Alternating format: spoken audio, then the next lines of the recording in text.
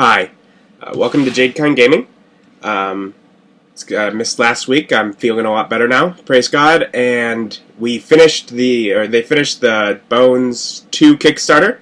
A bit over $3 million. I think they did pretty well. And I'm now excited for next September or earlier, if they manage it, to get my big shipment of Bones, which I'll unbox for you at that time. But for now, I believe, though I shoot these ahead of time, I'm pretty sure I should say Happy Halloween, based on when I'll be posting this. And today I'm going to be doing a flip-through and review of Journeys to the West, which is by Kobold Press. It was one that I funded through a Kickstarter, and if you even look through the patrons at the beginning, my name is somewhere in there. This book is designed as like a supplement to their Midgard.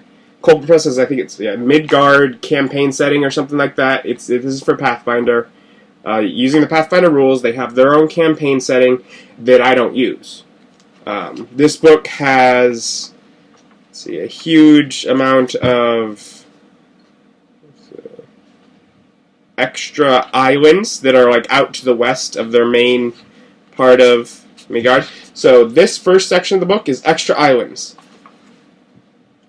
It also has a lot, and then we get a few pages here. Some monsters, some which are kind of cool, and a spread of items. So there's that.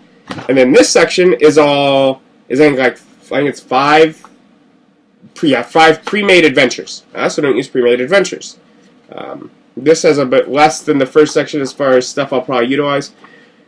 But so essentially, it's not formatted in the way that I would usually prefer. Because essentially I have to go through each section to pull out what the information that I would use in creating my own world or my own adventures. So I'll be skipping through a lot of it, and but do note, if you use, especially if you use the Midgard setting, it'd be great for that, definitely. But even if you just use pre-done adventures, or if you're looking for some island adventures or islands to place into your own setting, because you don't, come up with that. It does. I'm going to skip over a lot of the great detail that it has in there. And also just notice as I flip through, it does have some beautiful maps, some of which I'll point out, a lot of which I may just skip over as well. Let's see.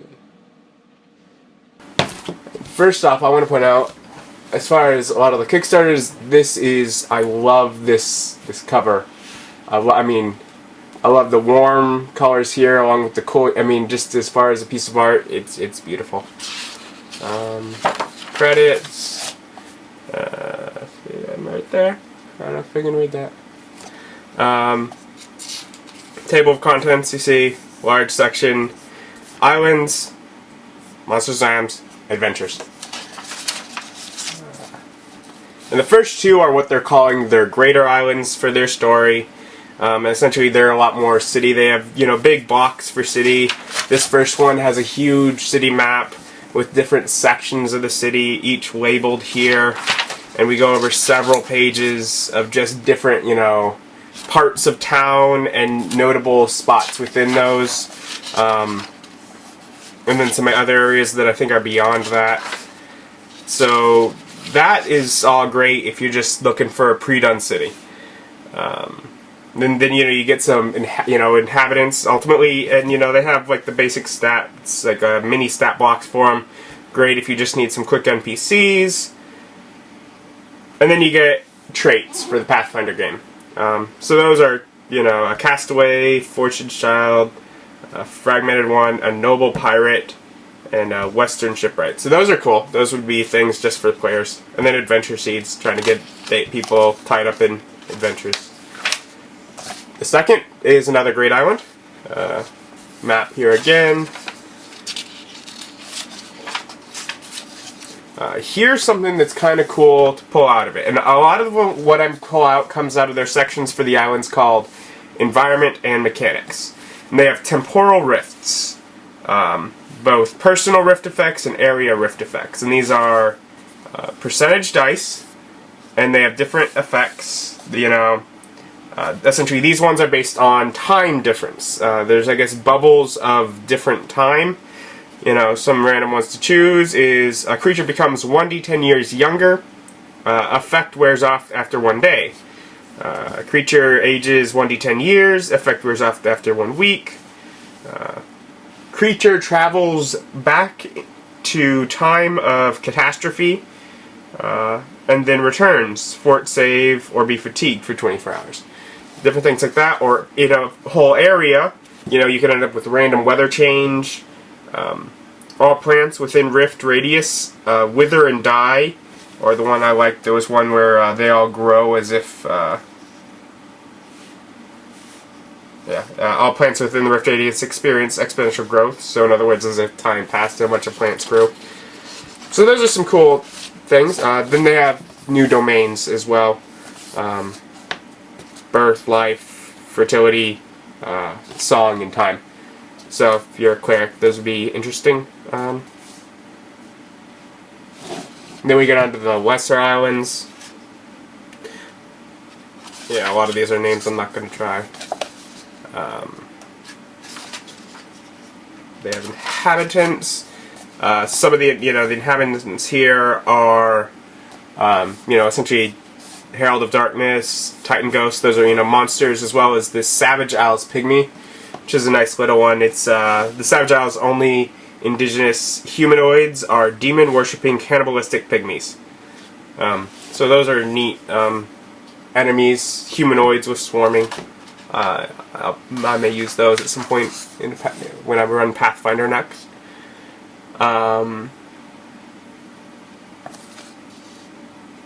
Let's see. Yeah, they have tsunamis and tidal waves, vortex. They have different, environmental things here.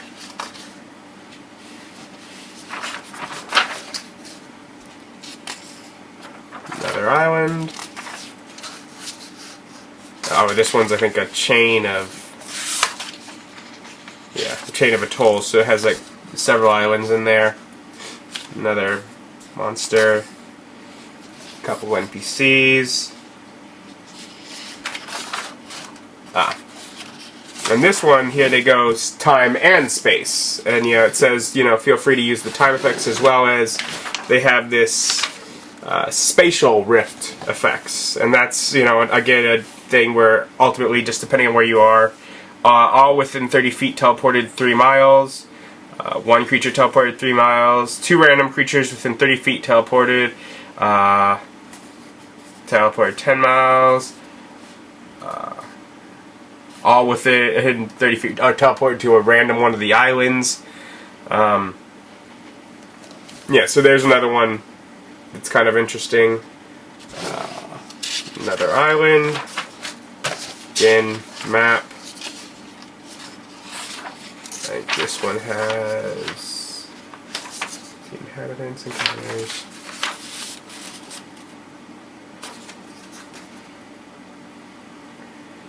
Of course, they have their the obsidian drake in there, as well as lists of other monsters to use. And then this one has environments. They're very basic in what they do, but acid pools, full immersion does 10d6 damage per round. Some more information there: boiling water, exploding lakes, freshwater, geysers, heat, magma, and poisonous gas. It's for this volcanic island. So those are kind of cool. Right there, really quick on that page. I will point out these pages are kind of thin, just as compared to a lot of the big name books. Oh, I like this island. They have Leviathan Island, and later on, one of the adventures, it takes place on it, and it has some cool things to note too. If I remember, if I don't, just know that they go further into it with that. But the Leviathan Island is, as it sounds, it is a Leviathan that then has rock and dirt on top of its back, and whenever it sort of has its back out of the water, it's like an island. So it's the moving island, the vanishing island, and those are always fun. But they have lore for it. They have a little map there. I'd probably draw a different one if I use it. They have weird cultural things that they try to mix it into its world, their Midgard world. They have whatever NPCs with that. Environment and mechanics. They have lists of creatures that would be on it and where those would be at. You know, what happens when it feeds. You know, anything in the water around it would get sucked in. They talk about the shell that's before you get to its actual skin. And then if you actually can attack its skin, the fact that it's going to dive and the effects of the diving island. So that's kind of cool. Then you get another island, which is whatever. This is something different. It's like down here from a waterfall. And then they have more creatures here.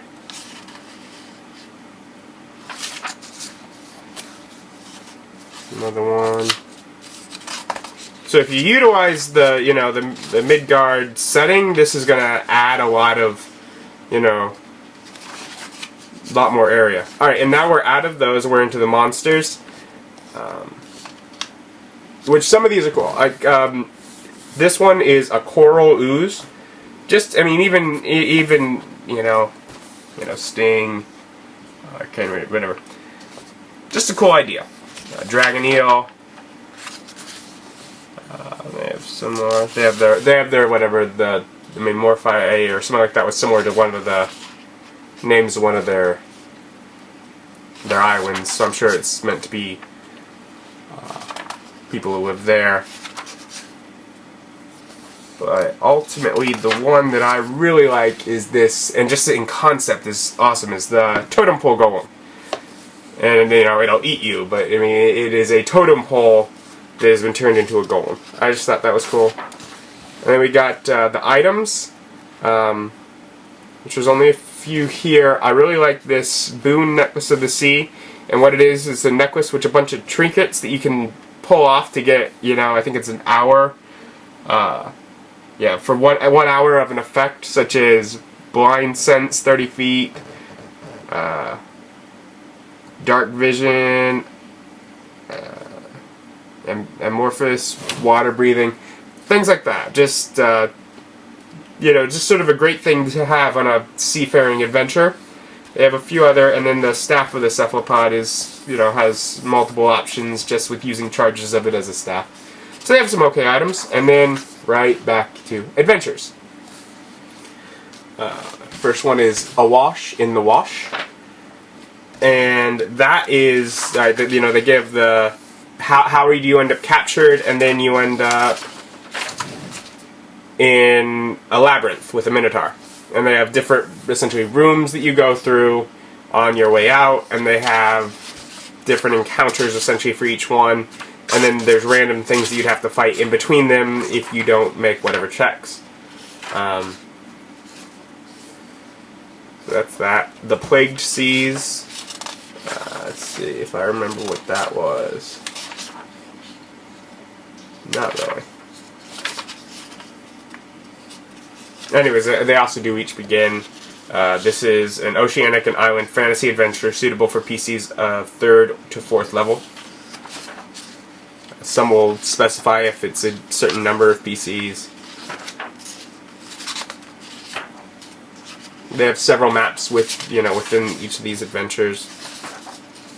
Murder Fathoms Below is the one that it is designed on the back of a labyrinth. You're trapped in this tower that, you know, these two maps, the 1st and 2nd floor, or rather, hopefully you're trapped there, because it actually begins, you know, they have like the bit of the backstory, and they have a bunch of NPCs, but, you know, it begins with surging water hazard. The PCs are 90 feet away from the tower when the dive begins. You put the, you know, roll d20 to put the water in initiative, and then what affects, you know, water is bull rush, just things that if they don't make it to the tower in time. So that's the other cool thing with the labyrinth. But ultimately, it is like a murder mystery, which I don't think I would be capable of running very well. But that's the whodunit, so But if you could run that, that would be a very... I mean, that just seems like a cool idea for a campaign. My players wouldn't follow along so well. The ship that never was is a sinking ship. Let's see. Yeah, they have rules for like things, parts of the ship collapsing and stuff as the ship sinks. Then you end up, you know, they have like a beach, I guess you wash up on. And then they have some weird things, like this is a map of like a cliff face where you have to sort of make your way to certain areas there. So I mean, it's an interesting as far as an idea. And of course, you know, they have how do you do it all throughout with their pre-made adventure. Black Blood, Red Rain. Adventure hooks. NPCs. Encounters. Little things to show the players, even like, yeah, another island. There we go. Concluding of the adventure. So if you use, you know, I got it because the Kickstarter was doing really well, and so it ended up being a really great deal for me to get it. I think. But and I also got a lot of PDFs that are, again, similar to this, things I probably won't use. They're adventures, but they always can have those, you know, bits that I can pull from them to use for something else, and that's pretty much all I would use this for, is to pull some bits out of. But if you use the Midgard setting, this is, you know, going west of that continent, and just sort of some cool islands. If you just make your own world and want to pull some islands to add to it, that, you know, if you're not the kind that wants to custom do every little specific detail, I mean, it'd be great for that too. And especially, I mean, if you know, they got some, you know, admittedly, I don't read through exactly all the adventures because I never use any of the adventures. I've tried it once and wasn't a great fan. I like coming up with my own. But they seem, you know, to have some cool ideas for how, you know, the adventures they've crafted.